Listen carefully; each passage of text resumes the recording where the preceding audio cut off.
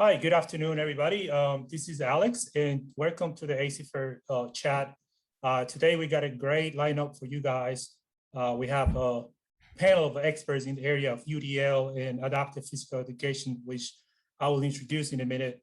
And then towards the end, we will have Jonathan from the Alabama Department of State to give us some kind of updates towards the end. And then we'll close out the evening with him. So just so you know, today I'm wearing what's supposed to be orange for Unity Day. And so for those of you that don't know what Unity Day is, it's just an initiative to stop bullying in school. So this is the closest thing that I have to orange. My wardrobe is actually crimson, if you know what I mean. So, so I couldn't find anything else. But we're here supporting that cause as well. And I'm glad that you're here with us today. So just for time's sake, I'm going to go ahead and introduce our wonderful presenters today. We have Dr. Michelle Grenier with us, and we also have Dr. Lieberman with us. Dr. Grenier both of these ladies are internationally recognized experts in this area. They have done tons of presentations and resources on UDL and adaptive physical education. Also books. I got their book right here, which they were gracefully enough to send me a copy, and we've utilized that in many of the resources that we have created.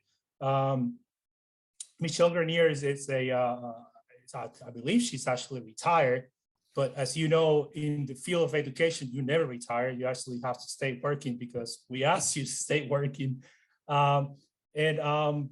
She used to be in the University of New Hampshire, and she was also the current president of NCPEID, the National Consortium of Physical Education for Individuals with Disabilities. So welcome, Michelle. And Lauren is a distinguished survey professor at SUNY Brockport in New York, and she's also covers the area of adaptive physical education. She also the CEO and founder of the Camp Abilities, which is the camp developmental sports camp for children with visual impairments. Just so you know, there are multiple camps throughout the US and also internationally. So she's been working with that initiative for a long time. And they're also very well-distinguished published authors. So if you Google UDL and physical education, most of the content that you see there is these two ladies are responsible for creating that. So we're very honored to have you here today with us and to listen to what you have to say about UDL and how to implement that into our program. So with that, I'm gonna keep my mouth shut and pass it on to Michelle and Lauren. Just take it away. Okay, thank you. And before I share the screen, I want to personally say thank you to Alex and Penny from NCPEID, because we have worked closely with them, Lauren and I, in developing resources. We're really grateful for their innovation, their willingness to partner with us, and just really share ideas and send them out to the general public. So we can't thank you enough for your work. Alex, I think that color shirt looks better on you than an orange, so I would stick with that. And Lauren, I don't know if you want to say anything else, add to that in any way. Yeah, I just want to thank Alex and Penny and everyone from NCPAD, sorry. And then also I want to thank Michelle for spearheading this and helping guide us along the way to what we're presenting today. Yeah, thank you. And just that point is, when you're working with UDL, I think collaboration is a big piece of it, where you're not going to work individually, you're going to work with your professional colleagues and sharing your ideas and working for change. And so this is a prime example of what we've done here. So thank you. I know most of you will see this as recording, but I also want to say before we close out that Lauren and I are more than happy to have direct communication with you. We can share our emails and/or Penny and Alex can put it up, but we're more than happy to support you and your schools and your work delivering content so that all students will access physical education and physical activity. And so with that being said, I think I will share the screen. We ready to go, Lauren? Ready to go. All right. And here we go. All right. So everybody can see my screen, correct? Mm-hmm. All right. I'm just going to stop this right here. All right. Welcome, Asahperd. Thank you for asking Lauren and I to present on this topic, which we love. It's near and dear to our heart because we believe that all kids should have access to physical education. And we love working with teachers as well. So this presentation is on universal design for learning. And as Alex pointed out, Lawrence from SUNY Brockport, and I am president of NCPEID. Again, if you need to reach out to either of us, please do that. We can give you emails at the end. Okay. And Lauren, I've made a few changes, but originally in this beginning conversation, I talked about our collaboration and our work together and what we love to do and love working with kids and having fun. And I think that's part of our PE-ishness and what we do. So this was just a little bit about who I am, but Alex did such a good job with that. I also, one of my big things is swimming and or water. And I'm sure all of you just think back, what is it that you love? And again, what we're trying to bring in UDL is what is it that kids like and how can you engage that? So just some pictures to prompt that thought. And Lauren, you want to talk about a little bit about your passion? Sure, yeah. As Alex was saying, I am the founder of Camp Abilities, and we have camps all over the world. It's really exciting to be working on those, and I also love to play myself. I play a lot of ultimate frisbee and pickleball, and I love the outdoors, kayaking and hiking, and I share a lot of that love with Michelle, the outdoor adventure, although she's an avid swimmer, year-round swimmer, so it's hard to keep up with her in that sense. Great, thanks. So again, as Alex pointed out, Universal Design for Learning, there is a textbook that is produced by Human Kinetics. Please feel free to get it. We had collaborated with two other individuals on this, Allie Bryan and Katrina Arndt, and we think in addition to some graduate students who wrote some lesson plans. So if you're looking to learn more about Universal Design for Learning, you can get the textbook. You can also go on the NCPAD site, as we'll sort of toggle in between the site and the text. I mean, not the text, but our resources. So there's a lot of resources available if you want to learn, because what we find is a lot of teachers are like, what is Universal Design for Learning? They're not quite understanding it. And we hope at the end of this presentation, you have a basic idea about what it is. And Lauren, anytime you want to jump in, jump in. Of course. Okay, so one of the things that one of the reasons we have been looking at Universal Design for Learning, and this has been in Lauren's head for a long time, is because it's about access. And what we know is that in public schools, many students are not participating, and that it's kind of a one size fits all for kids. So if you are able in a certain way, then and you can participate, you're good to go. If you're not, if you have a disability, some kind of difference, oftentimes teachers struggle. And it's not that they don't want to, it's sometimes they just don't understand those differences. And so again, the reason for this is why design matters for us is when we're looking at kids, we want everybody to have access and participate. And let me describe a little bit about the student. So the student who you're going to hear just a short clip of is a Division I athlete from the University of New Hampshire. He played sled hockey. So for some of you down here in the South, you're not going to know what it is, but basically it's ice skating on sleds, and your pole has a pick on one end and the stick, a blade on the other. Division I hockey, recruited athlete, honors student, came to my office and said, hey, what's going on with physical education? Let me tell you about my physical education experience. So just take a quick listen to this video and it'll give you an idea about why Lauren and I continue to promote Universal Design for Learning. Hi, my name is Matthew Castonia, and I'm a sled hockey recruit here, and I'm from Long Island, New York, and my physical education experience through high school wasn't that great. Most of my teachers kind of just didn't really provide any, even an option for adaptation. And then as I went on, like I kind of just stopped doing it because it really wasn't worth my time. And I feel like it definitely could have been a better experience, especially in my gym. We had a whole wellness center facility, which if I was given the opportunity to work out there, would have definitely been a huge benefit. And I feel like the schools are just unprepared to deal with even the most basic of accommodations. Great. So that's Matthew speaking. And for each of you, you might take a second just to think about why design matters and whether or not you have these students who you've had to provide access for, you've created these opportunities for them because they really do want to participate. It's not that they don't want to participate. So again, it's just a little cue as to why we are really trending in this direction. My Okay, so what we're going to do right now is we are going to switch out. And I think, again, we talked about our relationship with NCPEID. I'm going to go forward here.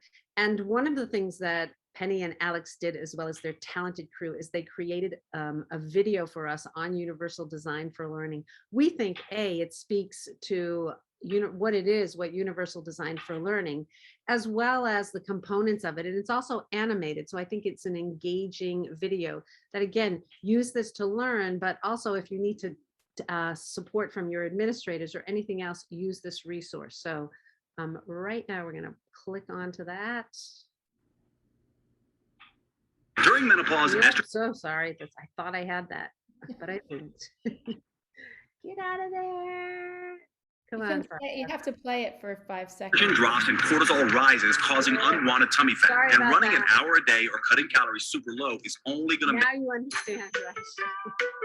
Universal Design for Learning in Physical Education.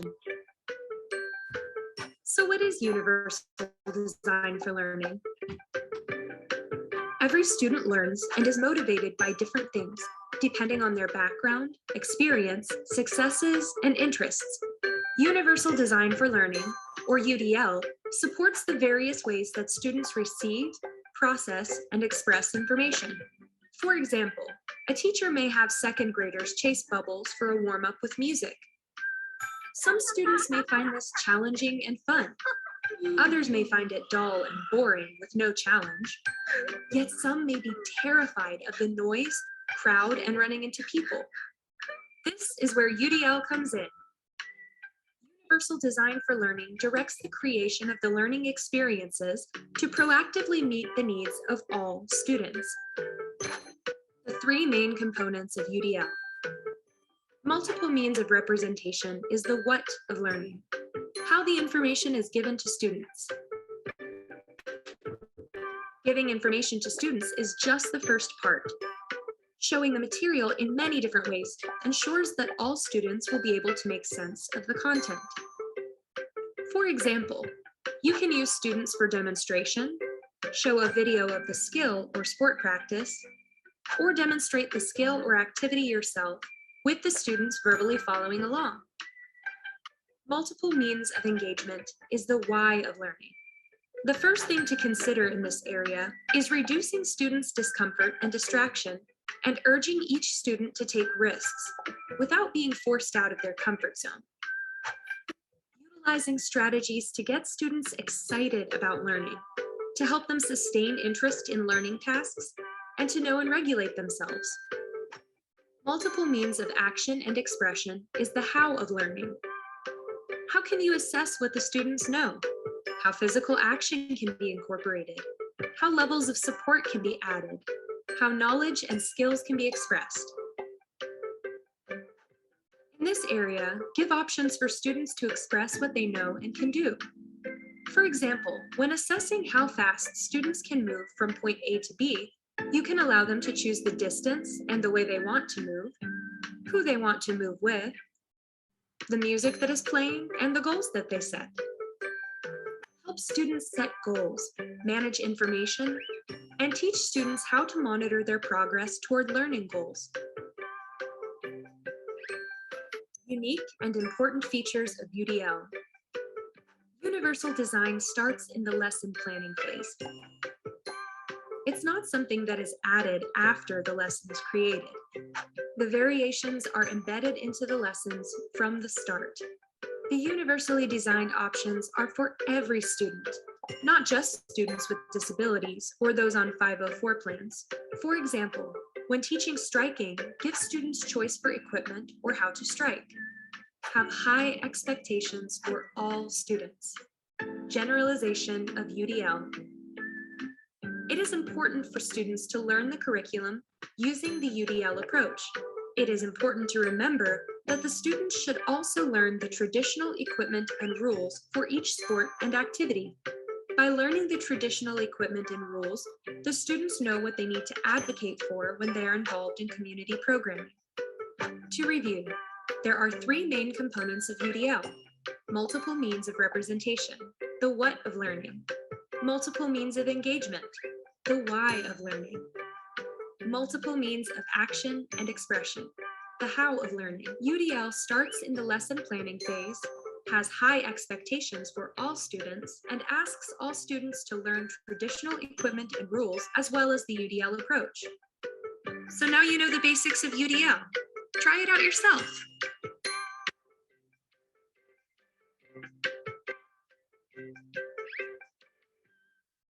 Great. If you're trying to lose belly fat, stop doing cardio. Okay, let's get back. Let's get back to where we need to go. I can watch that well, not a million times. I've watched it several times. And what's really cool about that video is each time it's like, oh yes, yes. So that video is a great platform for telling us about the basics of UDL, but it's also a reminder of the things we do, which I'm sure many of you do already. You can say, yes, I do that. And thank you for doing that. But maybe there are things that I hadn't considered before. So again, that video is on the NCPEID site, and go ahead and use it. Okay, Lauren, you want to take it away and talk a little bit about where UDL came from?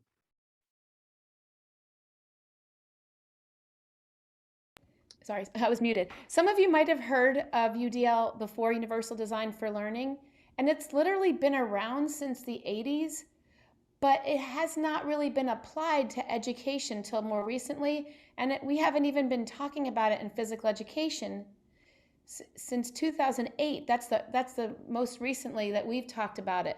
And so in front of us, we see this framework that the CAST has put up, and CAST is our go-to website for Universal Design for Learning for Education and Technology. And this is the framework that was created by them, but this is geared towards the classroom. And so the three main components of Universal Design for Learning are providing multiple means of engagement, providing multiple means of representation, and providing multiple means of action and expression. And so engagement we think of more as motivating and getting the kids jazzed and excited and hooked on our lesson. Representation is literally the way the teacher instructs. So basically, whether they're using videos or whether they're using a demonstration or they're using handouts or posters or little symbols on the floor, whatever they're doing to hook the kids in and to get the point across is representation. And then multiple means of action and expression is literally how do we learn what the students know? How do they show us what they know for their assessment? And so this framework is based on access, building, internalization, and then goals. And so it kind of works down and builds on itself. And again, all this information in each of these cells is geared towards the classroom. And in our book, you can see our framework that we modified for physical education, because a lot of this is not really understandable in the gym with what we do. But the same concepts apply to physical education, and we'll get more into examples of that as we go. Great, thank you, Lauren. And I just want to add, the end game for all of us as educated is to create educators, is to create physically literate individuals. And I think, as Lauren pointed out, the first way is you've got to have access. They've got to have access to it. And through those three components, you build on itself. So UDL is a different way of thinking about teaching. I think a lot of times we've thought about our instruction, we've thought about our assessment, but what I find as a teacher educator is that it's a really expansive way to think about your teaching. And are you engaging students? If so, how are you teaching? Are there multiple ways that you're teaching? And then action and expression, not one size fits all. So we're going to see students do different things in different ways. So again, in that text, it's translated into the physical education setting. And one of the things, again, with our partnership with NCPEID, because we believe in multiple means of multiple resources, is they've created this solar system. And within it, you'll see it is broken down. So if right now you take out I'll share the image for a bit. So we have UDL, we have engagement, representation, action, and expression. And if you click on each of them, it expands its narration or its discussion about what each of them is. We love this infographic. And so right here, you can take your camera out and you can scan this and it'll come right out to the UDL description through all of them. So I'm just going to flip out. What you'll see in it is within this, let me just pull this up. UDL Lersby, sorry about that. I must have. Okay, hold on 1 second. I could do the QR code, but that won't come up on the right place. So what you'll see are the multiple means of engagement representation. Just bear with me for 1 minute while I work through this, getting this UDL so you can see what it works like. And Lauren, if you want to add anything with that, go right ahead. Yeah, the nice thing about this is it's also possible to download the whole PDF, which I want to say it's 17 pages, and it's just so well done. There's a lot of resources. And if you have it online, you can actually click on the resources. Some of the resources are videos, some of them are books, and we have a lot of information in this lesson. Love the QR code. Again, I'm still getting up to speed with my technology in here for toggling in and out of PDFs and everything else, but it starts with this. What is UDL? And it begins with the 3 components, a variety of skateboards, equipment, benefits of UDL. Again, it's something that you can print out. You can, to support your program, you can send to your administrators or show your administrators, this is what I want to do. You know, I want access for all students. And again, it goes through these. And as Lauren had noted, within it's got images and it also has links to the guidelines, videos, and additional information. So NCPAD has done a wonderful job with this resource. We're very appreciative of it. I love the barcode and how, you know, if we're somewhere, you can take this out right now and just go back to this barcode and really use that to access the information. But before I click out of this, Lauren, is there anything you want to add about this? No, but I just encourage people to share this with their friends and colleagues. There's a lot of great examples in here that you might not get, you know, directly from other resources. Great. All right. So let us go back to our PowerPoint here. So we finish up. We've got that. Thank you, Alex. So a little test here. As you're watching this, you got to watch it while you're doing it. You can listen, but also watch. What we have here is we're applying some of the principles of universal design for learning. And I'm just going to start with this child who was swimming. He was competing in a swimming event. And he has short stature, and before the event, he was like, I don't want to do this. I don't want to compete against my peers who are bigger than I, who are faster than I. And finally, though, with the help of supportive parents and other adults in the area, he's like, okay, I'm going to do this. And as you'll note, he has flippers on and he has a noodle that someone's going to give him. So again, when we look at UDL, there's some planning involved here. There's some thought. If you think about how can we help this child on an equal playing field, what can we do to support him? So you'll see in this video just how those elements play out. And I thought, this is brilliant. This is UDL in action in the pool. So here he is. You'll see him getting ready to compete with his other peers. Take a look. He's on the left-hand side.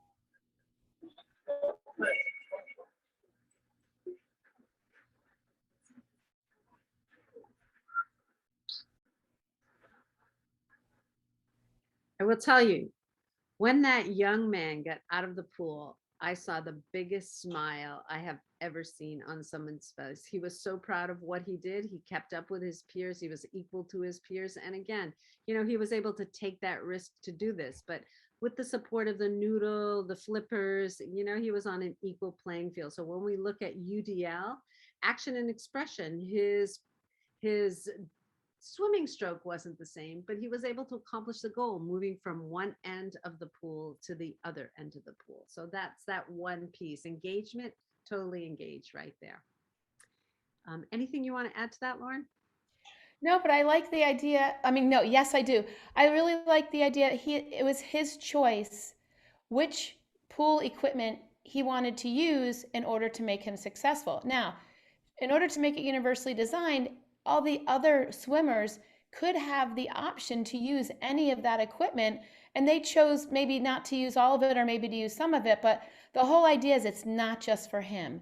Most kids do not want to be singled out. They don't want the equipment just for them. So just recognize that this worked really well, and he had choices that were also made to the other swimmers as well. Excellent point. Most kids don't want to be singled out. Absolutely.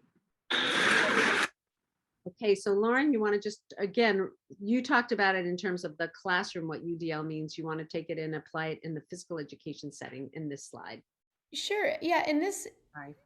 Keep In going. this sense, so this is kind of what I was saying. We took that framework and we applied it more in depth to physical education.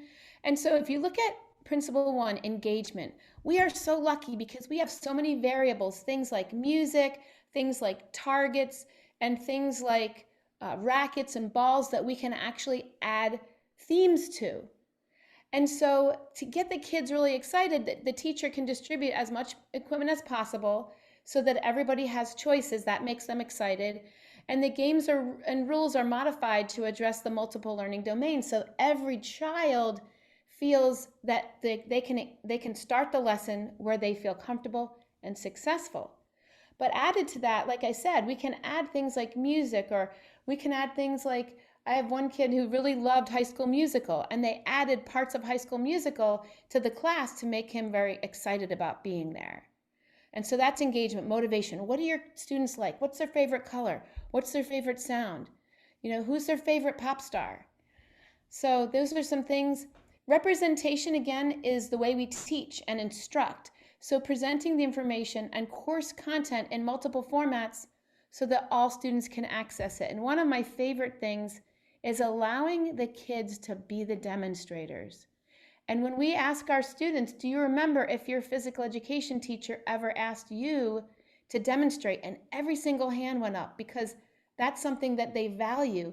And so that can also be engagement, because I'm more excited and motivated if I know that I might get to demonstrate. But it's things like, how does the teacher give the cues, the audio, the visual that connects with the audio cues, the kinesthetic, giving the kids opportunities to try the different skills and challenge them. And the approach is specific to needs of the child. So maybe they need some physical assistance or some tactile modeling if they have a visual impairment, or if they are not understanding the movement. You can also use auditory equipment. So using a variety of teaching strategies, because one size doesn't fit all. Some kids they'll totally get it when they see the video, and another kid might zone out because it's a video and they might need to see a person doing it. Using all those examples is representation. And then lastly, action and expression, understanding that there's multiple ways that students can show you what they know, and everybody's different. So allowing the variety of skills that meet a particular learning outcome. And I like to say, for example, I was at a school the other day and they were doing batting, and they were allowing some of the kids to hit with different bats and off a tee and with different balls, and everything was acceptable. And the teacher was recording their form and the number of times that they hit the ball. So looking at that variable, they don't really need to have a pitch, but they can if they want it. And so looking at what are we assessing and how can I make sure I get what the students know? Because if you ask a child, for example, to do a skip and they don't know what a skip is, showing them the skip and having them practice the skip gives you the idea of what a skip, if they can do the skip, not if they know what a skip is. Because what you really want is to assess the student's performance, not their comprehension. And that's what we're about. And that's also going to make the kids feel safer and more included if they feel able and competent. Great. Excellent. I appreciate that example. Those examples that you provide, they're wonderful just to reinforce it. And engagement, representation, and action and expression. So those are the three primary principles that we're working with here. And we're going to take another little time out so you can look at how this plays in the classroom. And again, back to that concept that we spoke about in the beginning, one size does not fit all. And we have such a diversity of students, particularly if you're teaching at the high school level. I mean, the range of skills and abilities changes. And how do you accommodate that? There's a number of ways that you accommodate. It's not easy. There are many barriers, class size, everything else. But we're just going to, we're going to provide these examples so you begin to think about what this means. And what we have here is we have a gymnasium setting. This was at the University of New Hampshire. And we have a class of local high school kids, most with disabilities, some came with some peer supports. And so I'm going to just start with this video on the left. And this is where students at the University of New Hampshire are engaging with the students from the local school. And they're doing this catching and changing position. Great warm-up activity for the beginning of a class.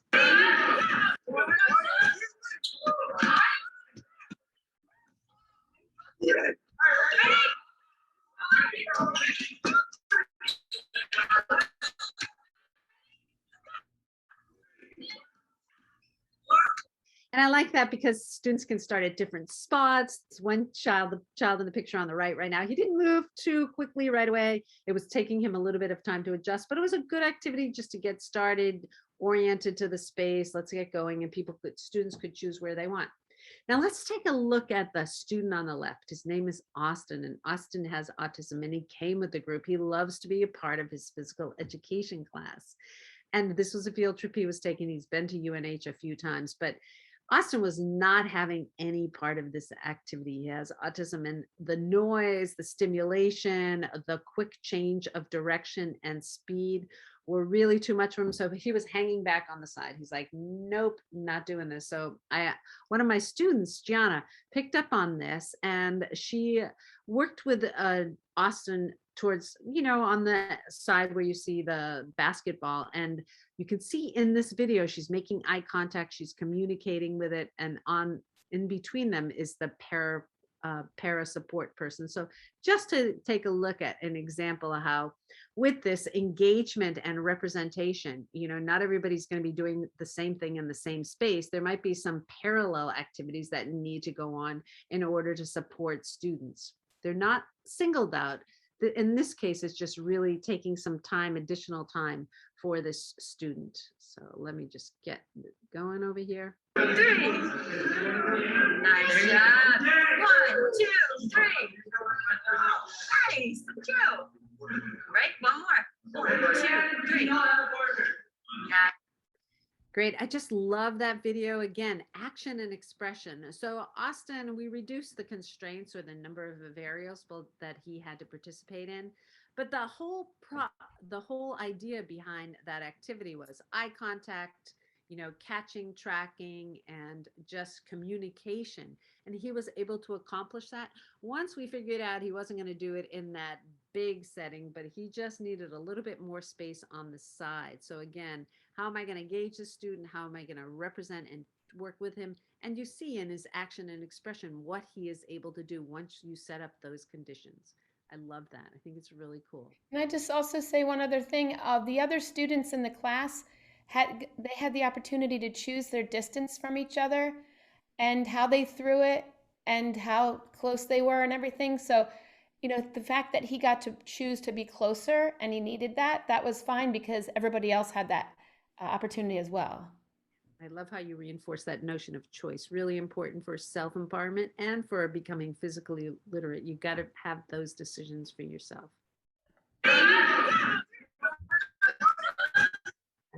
Okay. So, Lauren, you want to take it over for this next slide? Sure. And I think that in the past, what we did often was we had a whole lesson plan, and at the bottom of the lesson plan, we would write what modifications we were going to make. It was an afterthought. And then the other thing we also did is we made like a menu. If you have a child with CP, do this. If you have a child with a visual impairment, do this. That is not what we're doing anymore. We have to get rid of that concept because universal design for learning is for all children.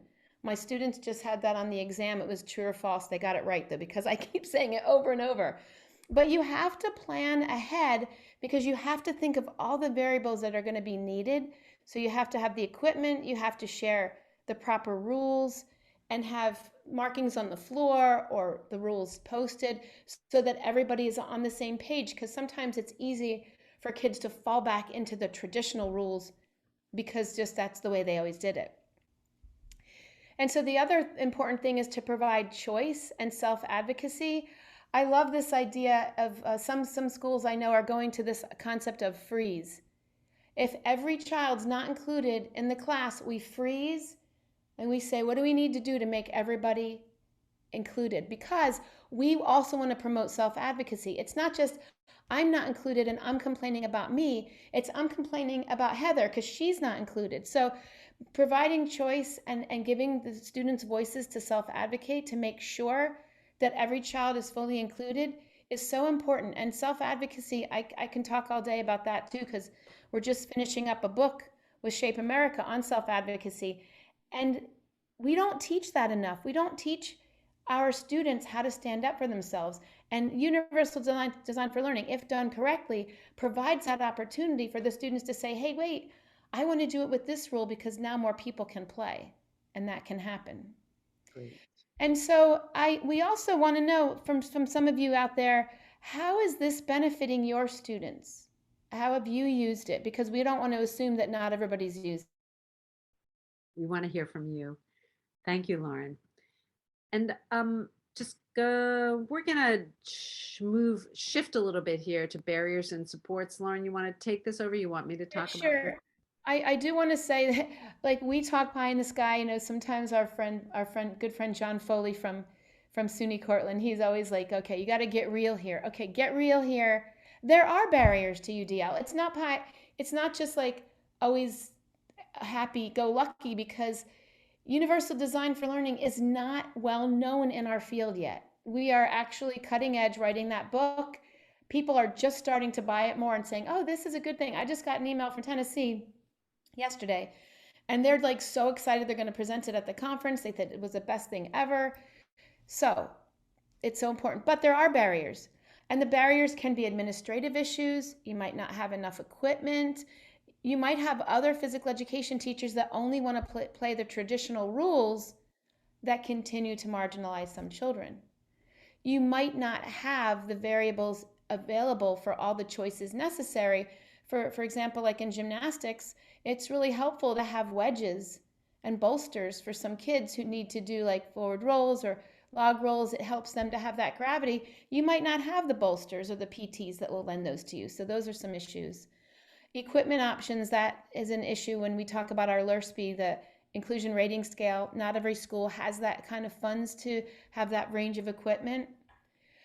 The other issue is that the paraeducators have to be trained. They have to understand how their children that they work with fit into the variables, that it's not just for them, and that they don't have to sit out, and that they can ask for modifications, and that requires time for training. Not all schools have training time with the paras, obvious time to train the paraeducators for physical education. And so we've kind of built in this concept of micro training, where you fit in bits of 2 to 3 minutes of training before class, during class, after class, when you see them, because they need to know about your plans, your lesson plans. And you can give them your lesson plan, you can give them a card, you can write on a whiteboard, but we have to make sure the paraeducators are on the same page with us. The same concept with paraeducator training. I'm sorry, peer tutor educator training, because they need to also know that all the variables are open to them and that they can speak up if their student they're working with doesn't have options. So those are just some other barriers that we run into. Again, administrative barriers, and then equipment can always be an issue if you don't have support or money. But I do think that if the administration and the PTA and your special education group and the physical therapists know that you're using universal design, and part of universal design is a variety of equipment, more people will be on board to making sure you have that avenue for your lesson planning. Excellent, thanks. So yeah, but we're working towards something, right? You're always working towards something. And you know, the reality is you may have large class sizes, limited equipment, but in your attempts and efforts, as we'll see in the LERSP, your efforts at inclusion, you will make progress. So I just want to show you another video before we finish up with the LERSP tool, which is a tool, again, that you can use in your program to look at aspects that could be improved, you need support for, or you may even be doing well. But in this video, what we have is a class of a peer supported class. It's a high school class. A student has cerebral palsy. He's in a chair. But as you can see from the photo, he's totally into it. He's got a great partner and we'll see some dancing. But again, we've got para support. We've got peer support. We've got engaging activity, a teacher who is totally on board, and teacher, it's all about the teacher and what they're doing. And you'll see kids doing and expressing in their own way.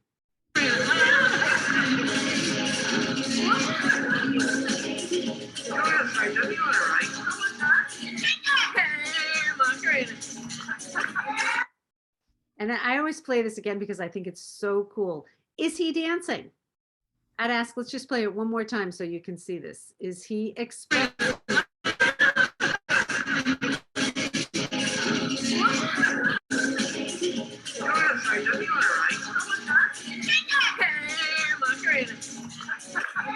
So if you look at action and expression, if you look at IEP goals, if you look at what he's accomplishing, you would say, yes, these are some things. And within that environment, you know, he's engaged, he's happy, they're dancing.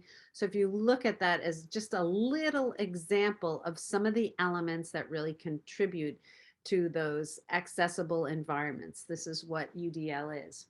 And we are going to finish this up with the LERSP tool. I am going to just, Lauren, do you still have time? Do you have some time to go through this? Would you like me to go? Sure. Okay. Sure. So let's just. I have a few minutes here. So basically, the last thing we want to cover is the Lieberman-Bryan Inclusion Rating Scale for Physical Education. The concept of this was built on Universal Design for Learning, but the items were also taken from the voices of children with disabilities on what made them feel excluded from physical education. So what we did is we took those concepts that made them feel excluded and we flipped it and we said, what would we need the teacher to do in order for the kids to constantly feel included? And it starts from the minute they walk into the gym until they leave. And the scale is from a 1 through 5, and the idea is you want to get a 5. And so basically it starts when the class starts. Are all the children there? Do they all come in at the same time? Because that can make or break a child's feeling of inclusiveness or part of the group. And then when the teacher starts their instruction and their introduction, are all the kids there? If they're not, particularly kids with disabilities, they're not going to feel included. So we also have a rubric that goes with each of these items that explains what a 1 through 5 looks like. In the warm-up, are you warming up to a certain time as opposed to a certain number? Because some kids are going to get through it faster than others, and it's going to make the kids who aren't as fit marginalized. And then we look at the speed of play.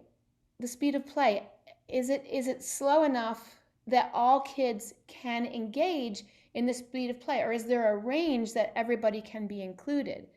Is the teacher differentiating their instruction with the use of a variety of sensory instruction? And do the lessons provide choices for skill execution? Autonomy supported instruction. I can't read the top, but does the student have opportunities to make choices that are driving their learning?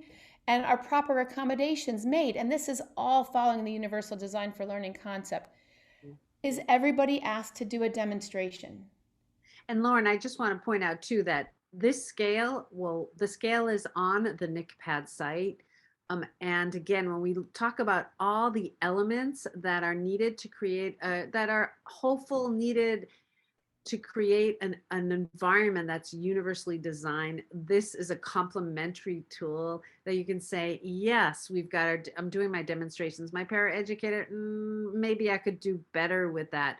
So we could go through the whole tool, but I also want to say that NCPAD has this and a video that really goes through the teaching of each of this.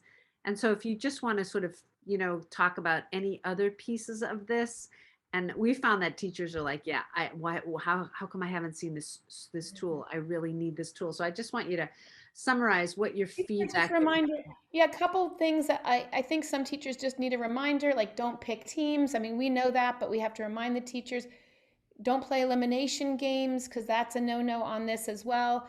But it also looks at assessment, the use of paraeducators, feedback, the feedback related to a child achieving. And so basically this is free. It's on the NCPAD website, like Michelle said. There's also a video that shows you what a 5 looks like for every item. It's a short video, but it just has clips of the class. It's really well done, and I really appreciate we wrote the script, but NCPAD got one of their wonderful elementary schools to do the video. So, this is a great tool for you at your fingertips, and you can share it with all your colleagues as well. Great. Yes, NCPAD has it. So let's, we'll just finish up here. We want to thank everybody for listening. We have resources available. You'll see on NCPAD, and we have our text that is here. Sorry, I didn't mean to bold my name and highlight it, but this was all equal contributions. CAST is what Lauren spoke of at the beginning of the session, where we drew universal design from the concepts. And again, these are just some of the resources that we have. If you have any questions, as we started or stated, Penny and Alex, if you can either attach our email, questions, comments, thoughts, professional development, we would love to support you as educators. We're really proud and grateful of the work that you do. I know it's been a difficult year, but as you move forward through this year, we're happy to help and support you in. Lauren, before we finish off, is there anything else you want to add to this presentation? I do. I just want to also say that I know it's not always easy because this isn't the way we were taught in college, and it's not always an understandable concept. But once people see you teaching in universal design with the universal design approach, people are very supportive of that. So I just really appreciate everybody, and please let us know if you have any questions. And thank you again to Michelle and everybody from NCPAD. Yeah, thanks. We couldn't second that. Hope everybody has a good evening, a good rest of the day, and looking forward to seeing your work. If you have anything that you want to share with us, we're happy to see that. Thank you to those at NCPAD for sponsoring that, and Asahperd for this presentation. I hope you have a great rest of the day. I'm putting my email in the chat if anybody wants to have my email. Do you want to put your email in the chat, Michelle? Yeah, that would be great. And I want to thank you, Michelle and Lauren, for joining us today. I have a little friend joining me. And I'm going to pass it off to Jonathan to do some state updates. For those of you who are listening to this recording, the state updates will still be relevant. So Jonathan, if you want to take it away.